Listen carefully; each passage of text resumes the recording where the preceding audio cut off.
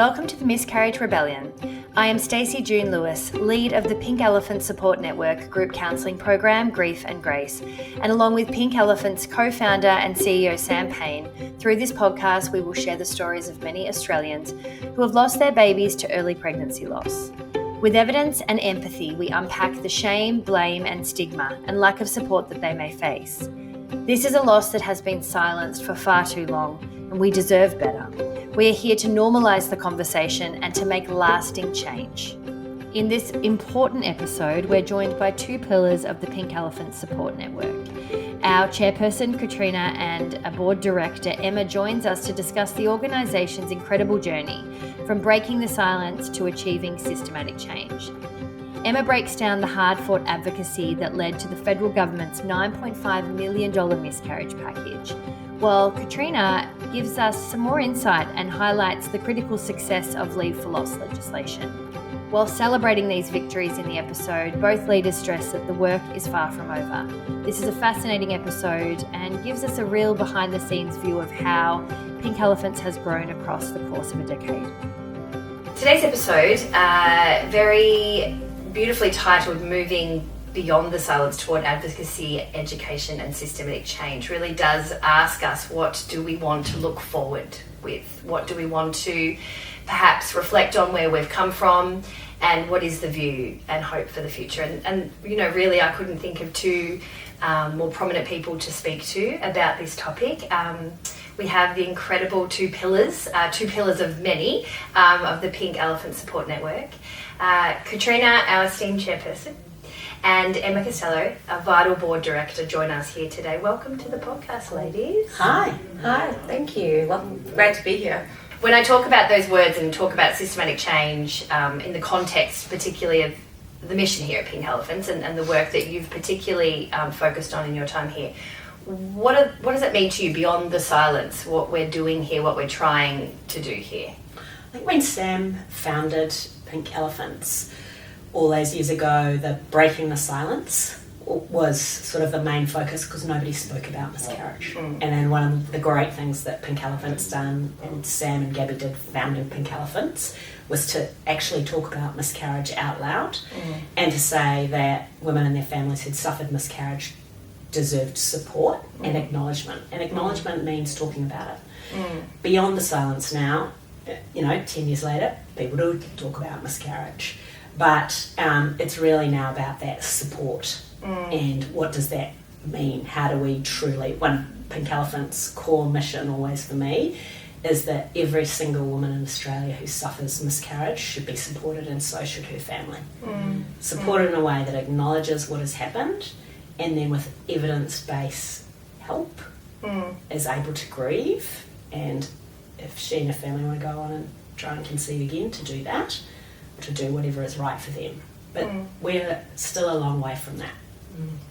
And Emma, with your role, particularly being so connected with government relations and more of a strategic view of people having understanding of the message, and I think we've spoken before about you talking about that real resonance with what people are saying, not just kind of hearing the message and it being a bit of lip service, like really understanding what the needs of the community and our community are.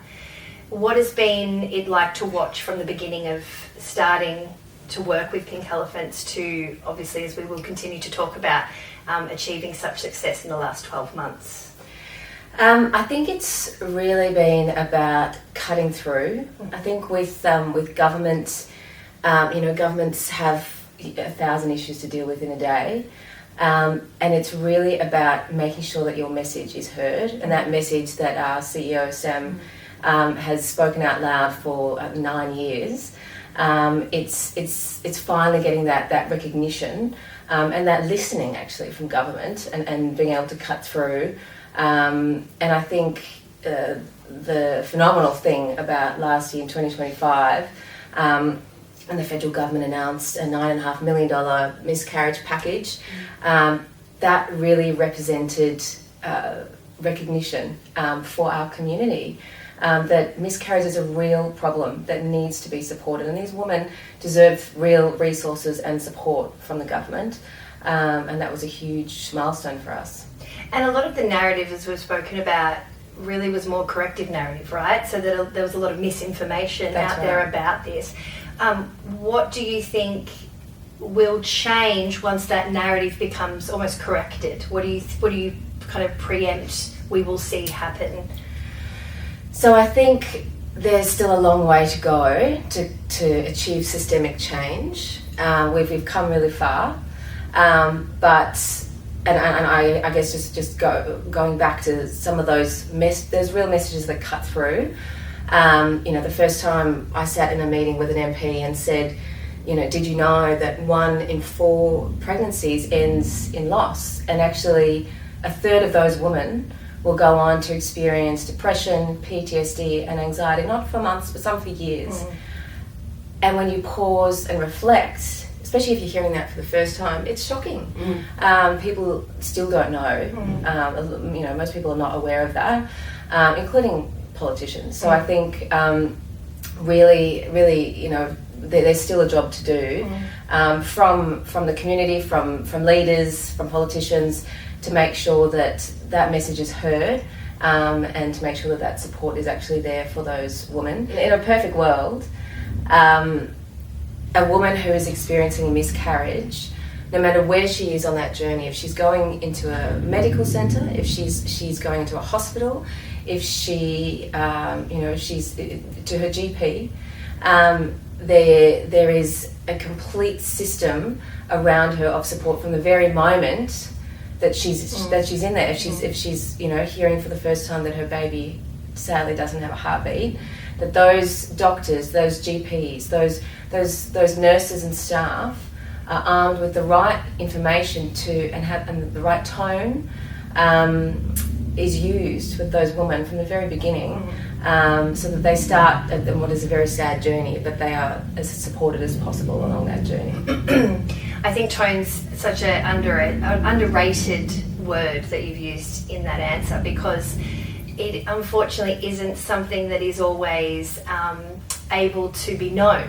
I think it's one of those things that does require new information and teaching and education, just as many other medical situations do ask for in this particular instance. And I think it's really interesting when you say about the onset effects of a miscarriage for women and the mental health issues, and as you mentioned, the systematic affects what happens on the system when we do have to then start looking after women in this way, particularly not supported.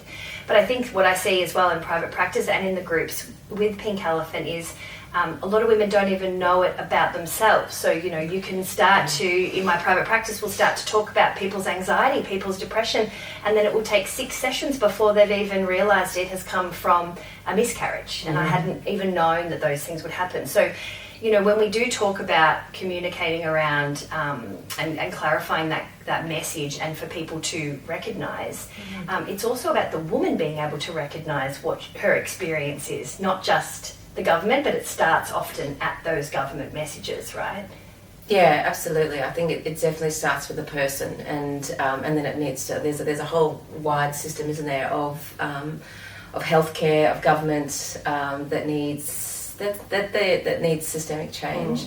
But I guess the journey to get to here, 9 years, has been extraordinary. It's been long and tough, particularly for the CEO Sam Payne, and I think getting to a place where we have $4 million from the federal government is incredible, and we're really proud as board members to be part of that and to be able to finally give the women that we represent the support that they need. Yeah, absolutely. Here.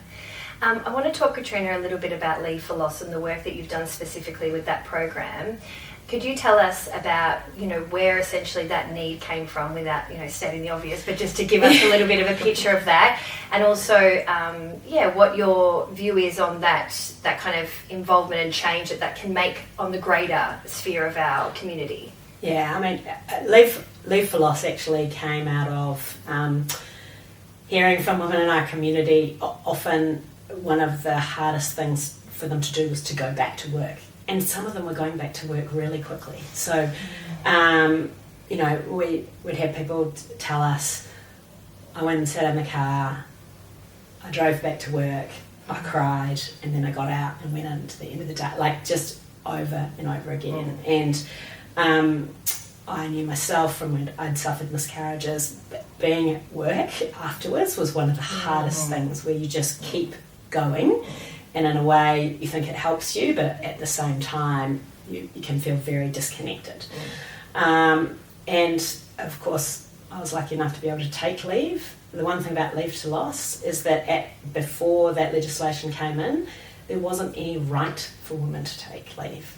And so not having that space to grieve meant that they were far more likely to actually have longer term problems with respect to this.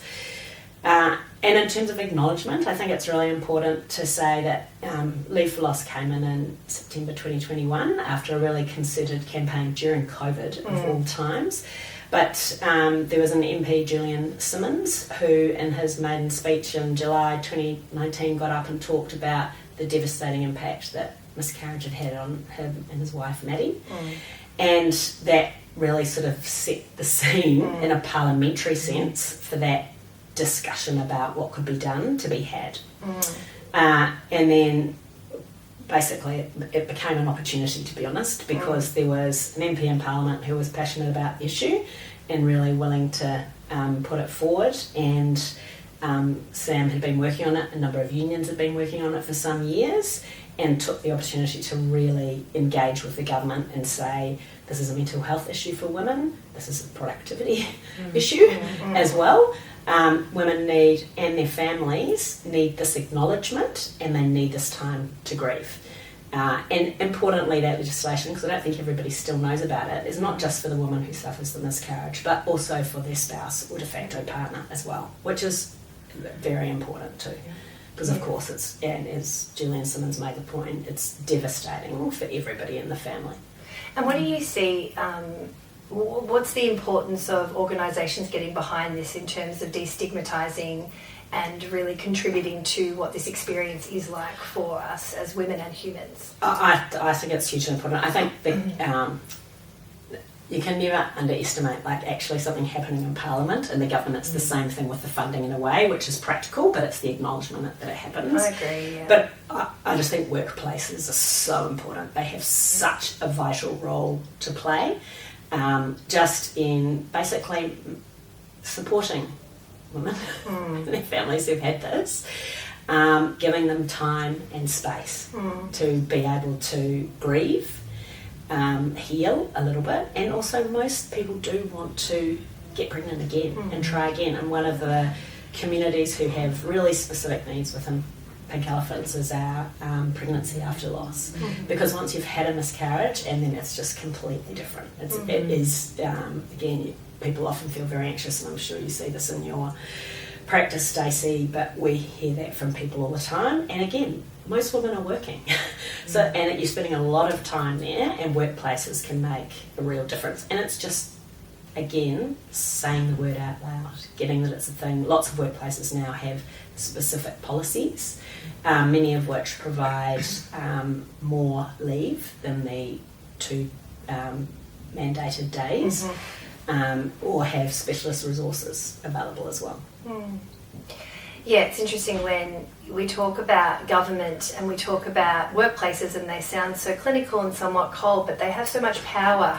They really do. And I think it's not to kind of blame or start to point the fingers. In some ways it can be, but I think it's important to understand those power roles and how it can really then, exacerbate someone's experience in those types of day-to-day interactions. It can seem simple to someone, but really profound for the person going through it a lot of the time silently still. Emma, as you mentioned, there was such a huge win for the organisation and for our community as a whole across the last 12 months. Can you tell us a little bit about what that was like for you? Because of, and maybe even a little bit of the journey of what it looked like to get there, really. I'm sure our listeners would love to know just kind of the ins and outs of what it really does take to be able to shift the needle the way that it has, and then achieve funding, really, for the organisation and for the entire community. Yeah. Absolutely. Look, I think it's been a long and a pretty hard journey to get to where we are. Reflecting back, I think it was 2021 when I started working with Pink Elephants, and we Pro bono. And I say those things because people don't want to say them about themselves, but I think it's an important part of the picture. I really do. Yeah, I was very happy to do so. But yeah, there was a huge task at hand, and we really focused our government kind of strategy around international early pregnancy loss in October.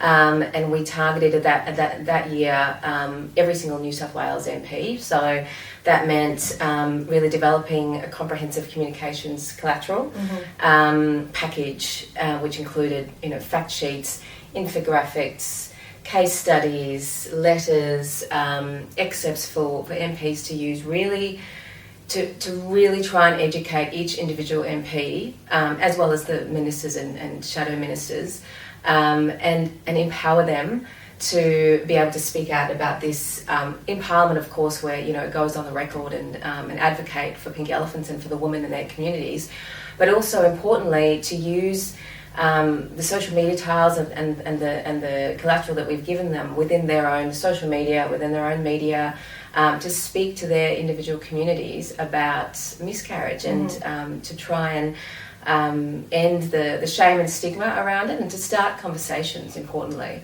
By doing so, we then followed that with a morning tea in Victoria, and we had some really good, a really good event there where it was highly emotional. A lot of the politicians that came were sharing their own stories for the first time.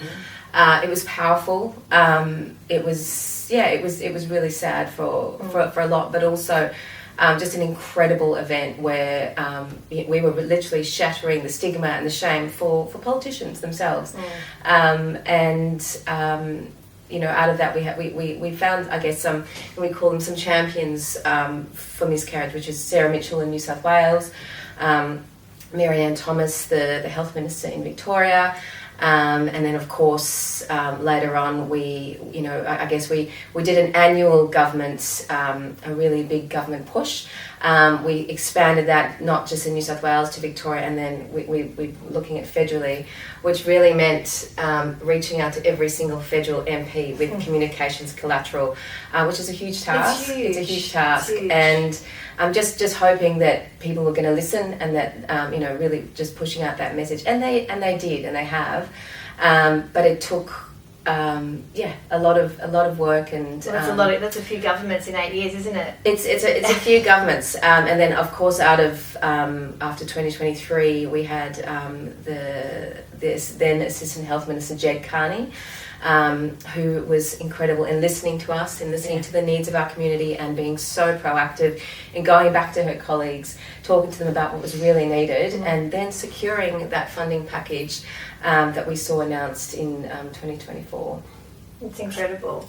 I think it's really what I kept hearing when you were saying all of that, is that it's kind of quiet, loud work. Like you were trying to really put forward a loud message, but you're doing it behind the scenes. It takes a long time for it to actually start to come to resonate. Exactly. And so it's such a credit to the work that everyone has been doing for this long period of time.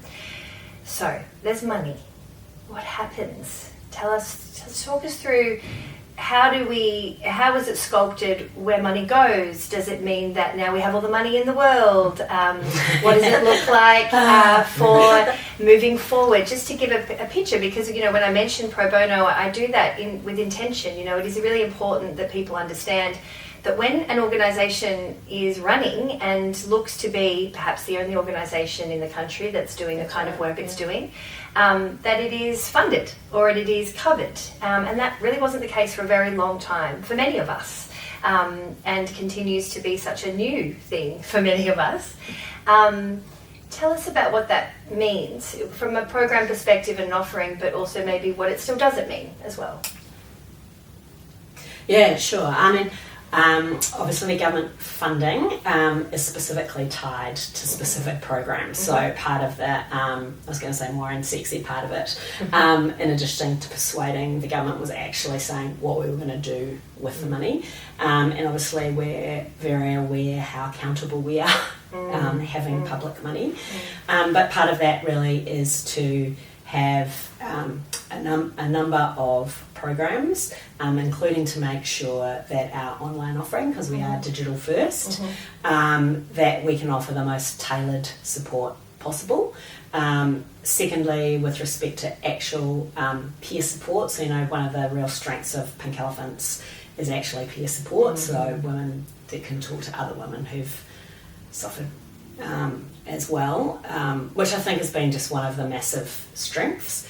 And we're actually partnering with Panda and delivering some of those services. And then thirdly, there's the advocacy piece, including the podcast, reaching more women as well. But what it doesn't cover really is the broader advocacy work. And that's why we still obviously want to engage with the community as much as we can. There are so many things that we'd like to do. Particularly we're aware of how we can more support people's partners and the specific needs that they have as a community. I just got a text message about that 5 minutes ago, actually. These requests come in every hour. They're moving all the time, with how much demand there is for support. Count Our Babies is one of the things that I'm really passionate about, which is basically... And we have, this is again a really good example, Stacey, of where you're doing a long-term advocacy plan of trying to get a question in the census, because the best data we have is the 1 in 4 pregnancies, 1 in 3 women, but we don't know because we don't count, as we don't with a lot of things about women's health. And we think it's so important to have that question in the census. We missed out being the special question last time, but we have a campaign to try and get that. And that, again, that's the acknowledgement of that this is important, but also data drives decisions. Data attracts more funding, and data will tell us more about the community as well. So, another example. And it's interesting, without the question, sometimes someone hasn't thought about the answer. Yeah, that's right. And back to your person, the woman you were talking about who are dealing with anxiety and depression, and then sometime in you realise.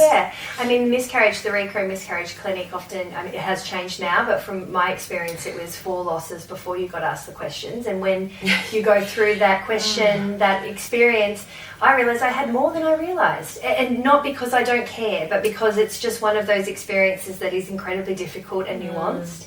And not only do we need to know the information for funding to be able to support, but women deserve to have inquiry and consideration and guidance around something that is often very new, unfamiliar, and, as we've mentioned so much on this podcast and continue to in our work, silenced.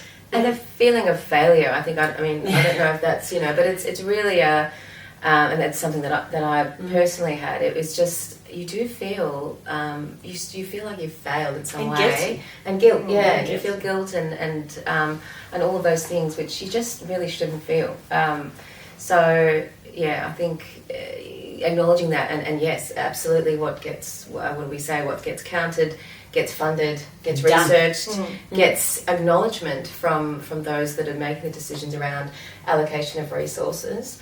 And the other point, I guess, to make about $4 million over 4 years is fantastic. It is tied funds and for specific programs, but we still have 85% over subscription to our to services. So we are actually having to tragically turn women away that are in need, that have come to us because we don't have the funds to do that. So there is still a great need, and we have independently sourced our own funding up until now, and we continue to do that alongside the very welcome and needed government support. Yes, and appreciated, of course. But as you say, there's obviously particulars around that funding, and there's lots of other things and elements that need to be addressed. And look, one of the big ones I think is like referrals. and I said at the beginning, we want every woman to be supported. We want every woman who experiences a miscarriage to get a referral to support.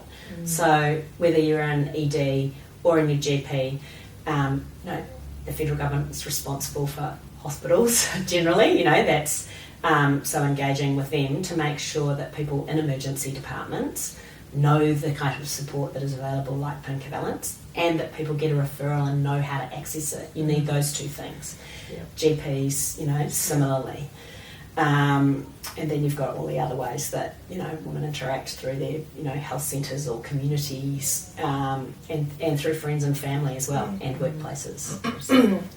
And the federal government and state governments, of course, are really significant employers as well. I mean, we should give a call out to the New South Wales government, who are one of the first to have bereavement leave for miscarriage and a policy and plan around it as well. And so thinking about all of those elements in terms of what you've witnessed, what you're currently working on, and what you foresee in the future, I wanted to really hone in on, I guess, season 2 and what we're trying to focus on is this idea of hope. It's a delicate one because as a counsellor, I certainly am often saying to people that we don't need to cling at hope for the sake of it. It's not something that you must find at any particular time, but it is an offering and it is helpful in this space. So if I asked each of you, I'll start with you, Emma, around this idea of hope, not just from necessarily the money, but where we stand at this point of time with this funding, but also with all of these ideas and kind of plans for what's required for the future. What do you hope for the woman that is going through this experience moving forward? What's your hope for her or for the people going through this? Look, I think it makes me think of two things. I guess one of the first things, going back to what we are actually called pink elephants, we were called pink elephants. Sam came up with this name because in Africa, when a mother elephant loses her baby, the other elephants actually form a circle of support around her. And I just find that vision and that kind of is so powerful. And I think if we can my hope is that in future, every woman that suffers a miscarriage has that kind of virtual circle of that bubble of support around her, that she feels she doesn't walk the journey of pregnancy loss alone, and she feels that she's not alone, that she feels supported. And yeah, I think that's the kind of where I would see us going. And I feel great hope and a much more positive around that, because I think there is systemic change happening. There are far more conversations happening about this than there were 4 years ago. There's legislative change, there's recognition, and there is moving away from that shame and stigma kind of feeling. So I think we feel positive and hopeful that we're in a good place, and we will be in an even better place in another 4 or 5 years. That maybe, yeah. It felt very nice to hear that, and also very, I think, affirming, because we do that how we can already, and we just want to grow those circles, within the organisation. What about you, Katrina? Yeah, no, I am hopeful. I think, I was going to say, what have I learned through this? Change happens. It takes a long time, and I'd say there are opportunities. I think that's the thing, and leave for loss was one, where there was a particular point in time where it was the right time in dealings with governments. There are times when people are going to be more sympathetic to the particular community that you're representing. And I think at the moment too, just the conversation around women's health, people are talking about issues more. My hope though is that one of the big things with Pink Elephants has always been evidence-based support, and one thing that's always hard for women is that you're often, there's a lot of support and information out there, and it's very hard to know what's accurate and what's inaccurate. Particularly for miscarriage, we still don't know most of the time what causes miscarriage, and that's partially what ties into a lot of the guilt in that. So I hope for better data, for funding, for better data, better collection, and then research, and we want to do really targeted support. That's what the circle. We've started that journey from the Pink Elephant's website, but we want to make it easy for women. So whatever stage the journey they're at, haven't yet become pregnant and they're had a miscarriage, or they're getting pregnant after loss, or a really tragic part of our community is where people have had to have a termination for medical reasons as well, and there are different types of grief and they need really specific support as well. And I guess, living in Australia, that wherever you live, whatever your first language is, whatever your cultural experience is, your family situation, whether you are single, with a partner, that you are supported and understood is fun. It's like a fundamental human right, and we'll keep fighting for that. Is there anything you feel like you haven't shared when you think about these ideas, when you think about the work that you've done, when you think about what you would like our community to hear from either of you? Is there anything you feel like you still would like to share before we wrap up? I don't think so. Yeah, I think, I never sort of stop being shocked and sad when I hear from women about their experience when they've had a miscarriage and have felt alone, because it's not that it's totally preventable, but we can make it so much better. Yeah. And it's not that hard. Yeah. It is not that hard. So we all need to keep fighting for it. Today's episode may have brought up some feelings that you need some extra support around, and that's totally okay. Head to pinkelephants.org.au to access our circle of support, your space where you can be met with empathy and support through all of your experiences of early pregnancy loss. We're here for you. You're not alone.